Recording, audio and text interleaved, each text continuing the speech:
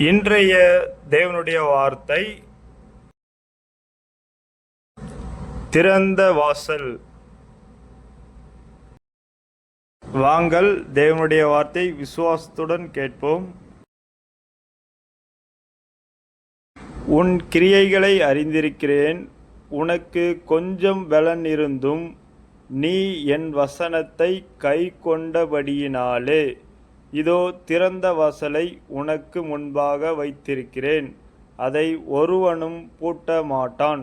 வெளிப்படுத்தின விசேஷம் 3 இன்றைய தேவனுடைய வார்த்தையின்படி நாம் அவருடைய வசனத்தை கை கொண்டபடியினால், அதாவது நமக்கு கொஞ்சம் பணம் தான் இருக்குது, கொஞ்சம் உணவு தான் இருக்குது, சின்ன வீடு தான் இருக்குது இப்படின்ட்டு நாம் அநேக காரியங்கள் குறித்து நாம் கலங்கி கொண்டிருக்க நேரத்தில் நாம் தேவனாகிய வசனத்தை நாம் கை கொண்டபடினால் அவர் உங்களுக்கும் எனக்கும் இப்பொழுதே திறந்த வாசலை வைத்திருக்கிறார்.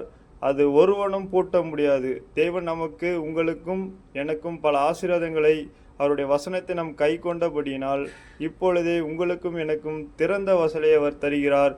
விசுவாசிக்கிற பிள்ளைகள் லைக் பண்ணுங்கள், கமெண்ட் பாக்ஸில் ஆமேன் என்று கருத்துக்களை பதிவு பண்ணுங்கள்.